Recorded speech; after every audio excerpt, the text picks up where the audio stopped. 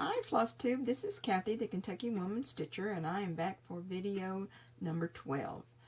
I'd like to welcome everyone who has stopped by, and I hope that you enjoy the things that I have to show you. I had planned to be back earlier, but life just gets in the way, and before I know it, several months have passed. I really admire the people who can do a video every week or every 2 weeks. They must have a lot of stitching to show, but I usually don't have that much to show in a week's time or 2 weeks time. I really meant to be back before now, but life just happens and you just can't always control everything.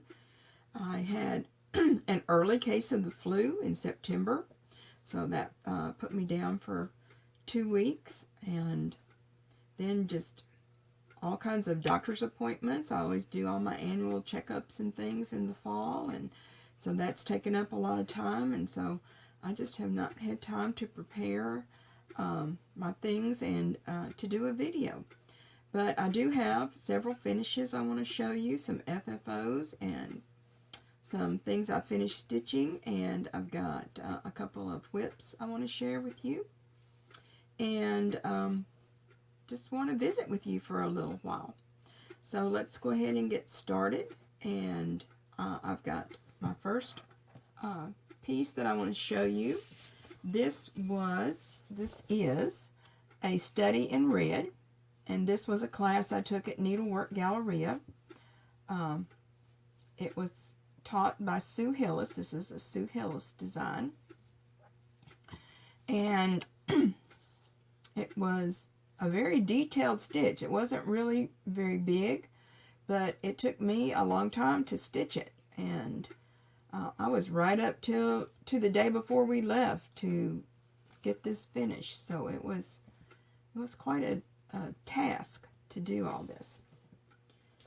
The first thing that we have is this little tiny biscornu. It's stitched on 32 count driftwood by Silk Weavers, and it's a Threadworks thread. I believe it's called Wine Castle, but it's a beautiful red. It's a little tiny biscornu, because usually you stitch biscornus on 28 or larger, and this is on 32, so it was quite the task to put it together. But I think that for my very first biscornu, it turned out pretty good. Then we have this spool. This is a spool that Sue Hillis brought back from France when she and her husband were over there. He was in the army, and so he was stationed over there. So we have this beautiful spool, and this is the long piece. It gets tied around the spool. Now, I really haven't, it's supposed to be attached to the spool so that you can just unroll it, but I haven't decided how I want to attach it. I don't think I want to glue it on there because it's such a pretty spool, and I would hate to put glue on there. I might use some of that double-sided tape that I could pull off if I needed to. But here is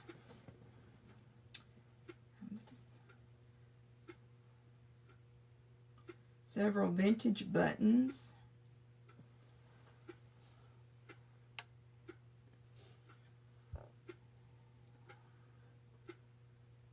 It's a beautiful piece, and I love the color because red is one of my favorite colors.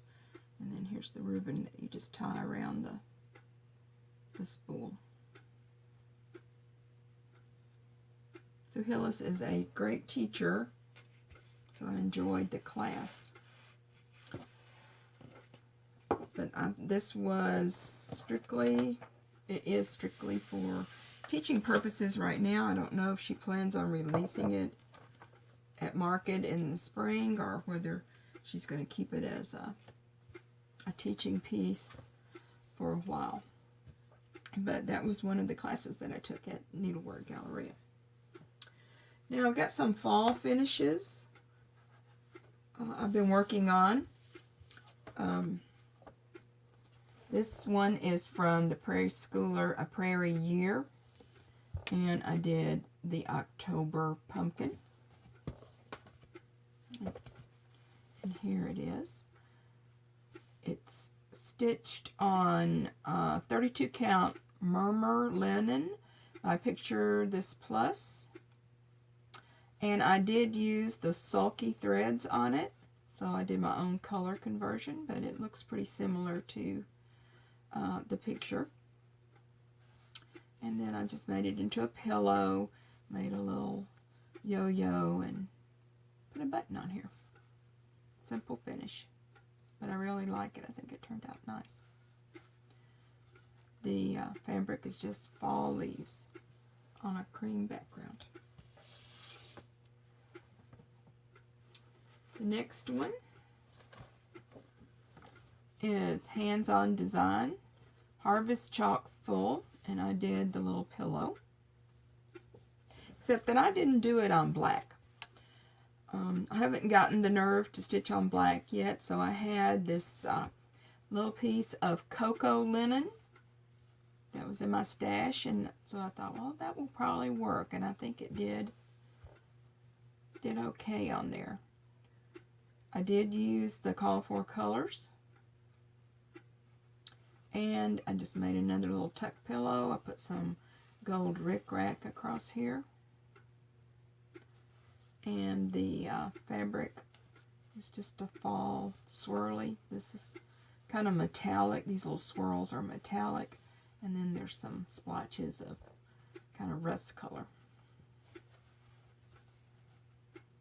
But I think that turned out nice as well.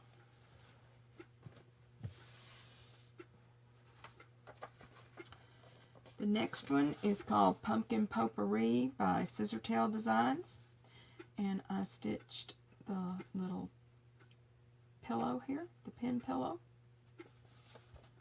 These are not really good pictures on the Scissortail Design charts. But I stitched it on a 32 count Mystery Jobelin. It was a fabric of the month that I got one time, and I don't think it had a name on it. I didn't use the called for colors. I kind of changed them to suit myself. This one was more of a red, a rusty red. So I didn't want a rusty red pumpkin, so I changed it out to orange. I believe the green and the gold are what was called for. And I just finished it again as a tuck pillow. I put some twine around it, made a little bow and a little button. Swirly orange fabric, very autumny. I think it turned out nice as well. In fact, I like all of the things I've got finished here. The next one is called Give Thanks by Needle Bling Designs. Let's see. This was, I received this at one of the round robins at Needlework Galleria last year. And it came with the threads and the finishing fabric. You had to supply your own linen. So I got that stitched up. I also stitched this on 32 count murmur linen by Picture This Plus. It is all the called for threads. Very bright yellow for the give thanks. The fabric that she supplied, kind of wild for fall, but I really like it. And then I just made some orange cording and made another little tuck pillow with some little tassels hanging down here.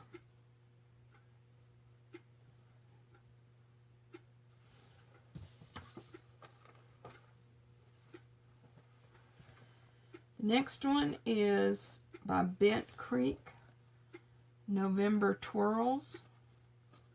and it is one of the snappers. It came with snaps. You can see where they put the snaps on there, but I chose not to use the snaps. I stitched it on, this one is also stitched on 32 count murmur. I used sulky 12 weight threads. So I did my own color conversion, fairly close to what's in the chart. And then I just finished it as another tuck pillow. Made some gold cording. It pretty well matches that there, that color there. And it has some more tassels. I really like this fabric. It's very autumny looking. It's got little tiny swirls in it. It was really hard to find a thread I could use to make the cording that went with the design as well as with this fabric. But I have a lot of new tuck pillows that I can use this fall. So that's all of my FFOs. I have a couple of things that I have finished stitching, but I have not FFO'd them yet. The first one is by Erica Michaels, the Quaker Berry. And I did take a class at Needlework Galleria that Linda taught on how to finish berries. And she gave us a really good reference guide, very detailed on how to finish these, how to do the different tops on the berries, depending on what season you're stitching. But I enjoyed the class very much. I just need to get this finished. I did stitch it in a red. Let's see. Sorry.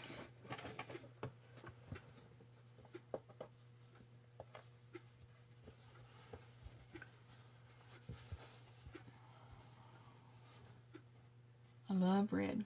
Red's my favorite. I'm not sure what this is stitched on. It could be Vintage Country Mocha, but I'm not 100% sure. It was just a piece I had in my stash.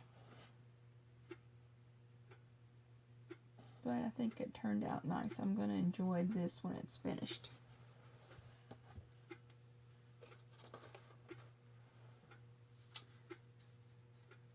The next one is from Hands On Design. It's one of the White Christmas ornaments. This one is North Pole Trading Company.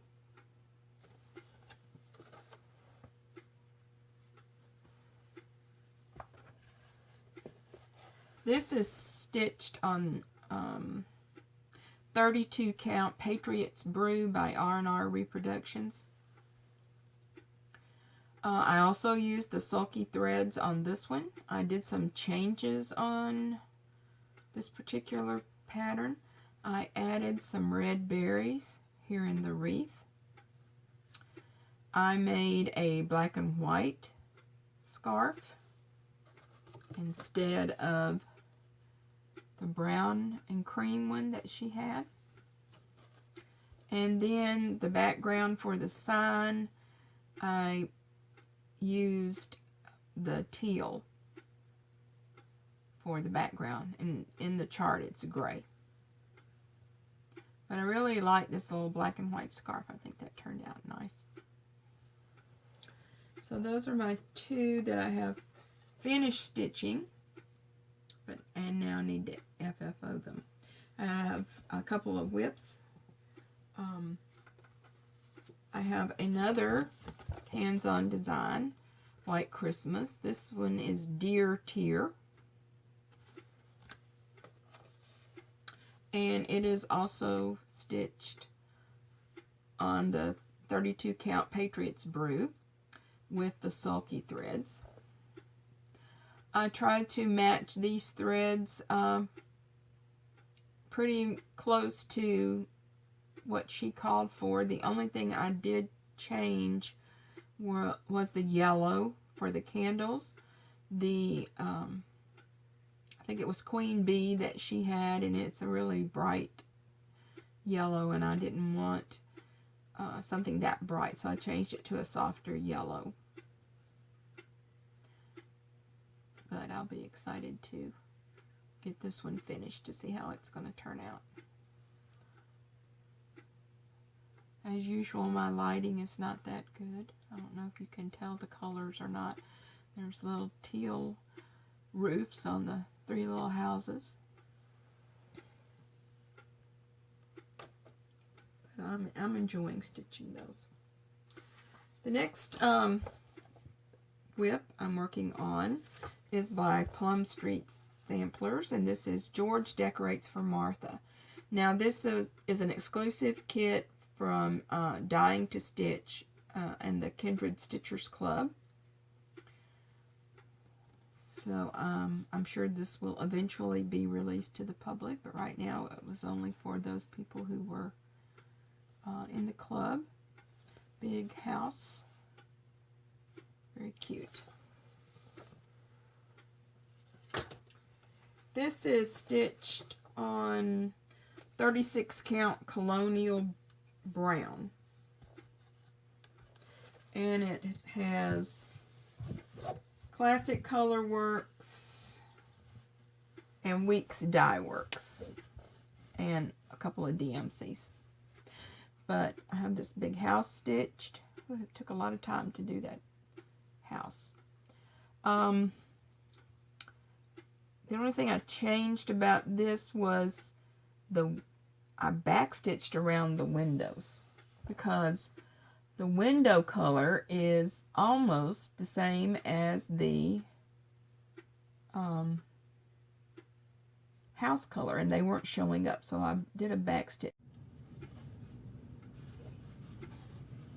Okay, I had to regroup because my camera stopped recording, so I have to merge these two little videos together. I was talking about George Decorates for Martha in the house and how I had backstitched around the windows so they would show up.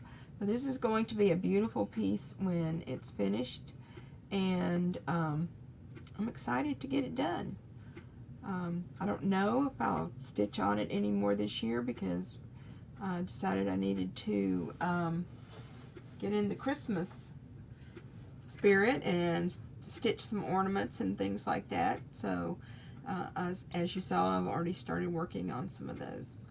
Well, that's all I have for this video. It's relatively short. I hope that you enjoyed the things that I had to show you. It's soon going to be Thanksgiving in another week and a half or so, and you know, we all have things to be thankful for. They may be just small things, but they're things we could be thankful for. And I know that most of us are planning a big Thanksgiving dinner with family and friends. I would encourage you, though, that if you know of someone, a neighbor or maybe someone in your church or at work or something that's going to spend Thanksgiving by themselves, I encourage you to invite them to share your meal with you and your family. You will be a blessing to them, and I am sure they will be a blessing to you as well. So that's all I have for now. I hope to see you again before the end of the year, but you never can tell. This is a really busy time of year. Hopefully I can get back, but if not, please remember that I'm thinking of y'all, and I'm excited to see the things that you stitch. I like to watch your videos. I like to see your pictures on Instagram, and I just enjoy seeing all of the different charts and designs out there and how people change them to suit themselves. And I think that this is a creative hobby, and sometimes we just have to change things to go with our decor, or maybe we don't like a particular thing that's in a chart, and we can remove that if we want to. But I just love to do cross stitch, and I enjoy seeing all of your cross stitching as well. So until next time, happy Thanksgiving and happy stitching. Bye.